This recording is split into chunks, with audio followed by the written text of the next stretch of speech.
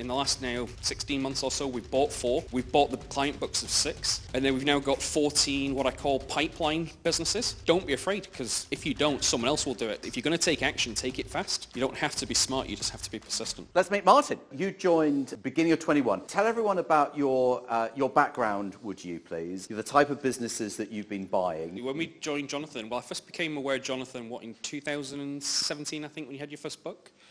And someone sent me the front cover and I said, that is a load of BS. I was like, he is smoking crack. He's one of these guys who's out there just selling nonsense. We didn't rehearse it. What happened is it kept dripping in my inbox and everything, and one of my friends said, I'm going to do this course and you can get someone in, do you want to go half us on it? And I was like, you know what, it's worth the money just to convince myself that he knows nothing what he's talking about. And then second day in, I turned and I was like, oh, I should have done this 3 years ago, what an idiot.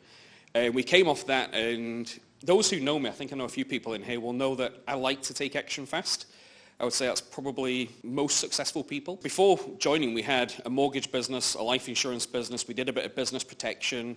We'd just taken on a pension firm that was operating on our behalf. And so I came off Jonathan's course and went, what if we just start buying up accountants? I mean, how hard can it be? So, yeah, we bought our first business. I think we finished your course on the 18th of December.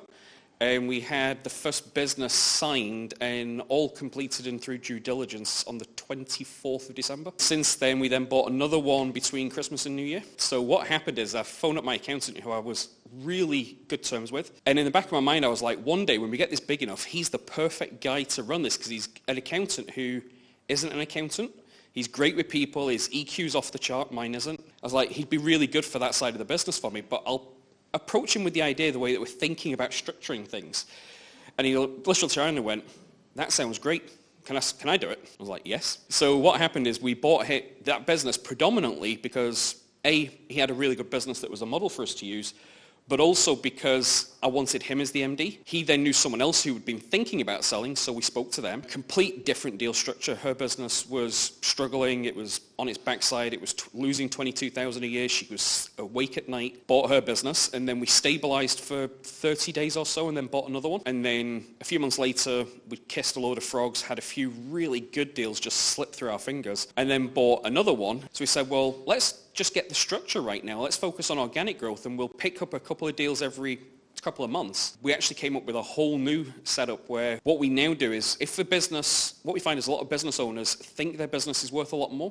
So what we started doing is we've done, in the last now, 16 months or so, we've bought 4.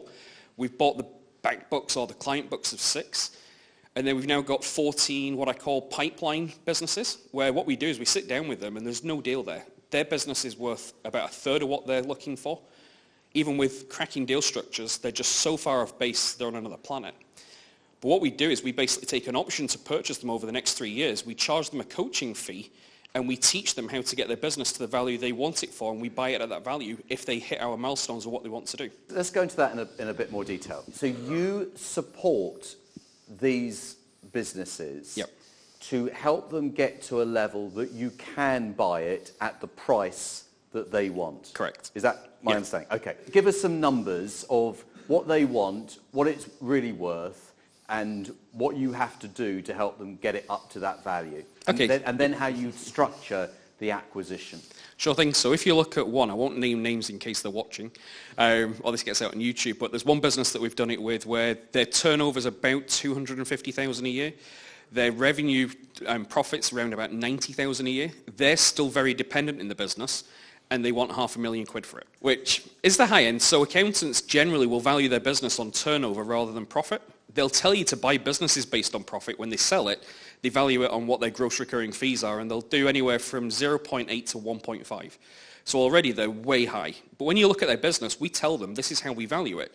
We value it at 0.8, and then if you've got we add on multiples based on your social media presence, your client acquisition strategy, your profitability, how dependent you are to get up to the 1.5. With this one, what we've said is that they were very dependent. They had no social media strategy. They didn't really have a client acquisitions plan other than Bob phones up and we sign Bob up as a client. And when we spoke to them, we're like, do you ever lose a client when they phone up? And they're like, no, everyone just seems to take us. We've got really good pricing. What we do is we then go through a 3-year plan where we say, okay, this is the priority right now to get you the biggest gain to your bottom line. and we charge them monthly for it. Oh, so you're actually charging for the consultancy? We're charging for the consultancy and the option agreement to buy them in 3 years' time. And what happens is that as we go through, we give them a strategy, and they have to hit it every quarter, otherwise the option agreement is null and void. We have the right to buy, they're forced to sell, and we pre-agree the price. So it's in our interest to basically help them get as successful as possible. Buying a business is just so rewarding, and I put together a free training showing you exactly how I do it. If you look in the video description below this video, there is a link. You click the link, you're taken through to the training, watch the training, and I'll show you exactly how to buy a business successfully. I have people come up to me and say, how could you do a deal like that? Who's going to accept a deal like that? Number one, why do these people accept that deal? And number two, what do you do that makes it agreeable and acceptable to them? We still think it can't be done half the time. I constantly have this conversation with the team because they go, no one's going to do this deal. And we're like, well, we've got a few now who've done it. And generally what happens is we find when people come to us, there's two people. There's those who've gone to a broker and have had lies told to them. And we've never had a successful deal go through a broker because they can't wrap their head around the way that we structure some of the deals that we do. And then the other one is that when they come to us and they don't really know what to do. They've never sold a business, and what we're very good at is educating them. So when we first sit down with them, we're not looking to do a deal there and then. Even though we do deals in 7 to 10 days usually, is the first session is get to know them. And if they haven't sold a business, we say, right, we need to stop right here. You have no idea what this process looks like, do you? And they're like, no. And we're like, from an honesty and integrity point of view, that doesn't sit well with me. Because I could tell you whatever you want and you don't know. So there's two options here. One is you go away and educate yourself on selling the business. Or the other one is I can spend the next 30 minutes explaining how this process works. So there's no nasty worms that come out down the line. Because if you don't know, we might get to a stage and you go, I didn't know that, and pull out. And you've wasted my time, you've wasted your time, and I'm not into that. So do you want to go away and do your own research? Or do you want me to spend 20, 30 minutes and tell you how this process works? See, this is textbook consultative selling. This is what we actually call it. So I used to teach sales and training back in 2007, 2008 when everyone was doing infomercial style presentations. And I was like, no, if you educate people, they trust you. And when they trust you, they'll buy from you. And when they buy from you, they'll buy more from you because they trust you. And as long as you never abuse that trust, you're golden. And that's why we now, for example, with Johan, we're spending lots of time with getting him as an authoritative figure in the accounting world. We're strategic partners with QuickBooks. There's only 6 firms in the UK that are. Regularly speaking in all their podcasts and all this sort of stuff so that people trust and buy into him as the accountant and then me as the brains behind the business side of it. So, but your approach is that you take control of the conversation. You lead it. You could have, and you may even do have, an agenda for the meeting so that you have a plan. You know what's going to be happening for the first 10 minutes. You know what's going to be happening for the 30 minutes after that. You know that they're unlikely to say, well, I'll go away and educate you. Actually, could you just tell me for 30 minutes? It sounds a lot easier than me having to read up on it. Tell me for 30 minutes how it works. And during that time, you're sort of trial closing along the way. Absolutely. You're testing to see if they're with you all the way through the process. So the natural conclusion is... they buy. Well, they buy, they sell. So there's basically going to be 3 outcomes after this process. The first one is you go, this isn't for me. I'm not interested. I want someone who's going to pay up front. You're not going to find them, but feel free to go out there and look.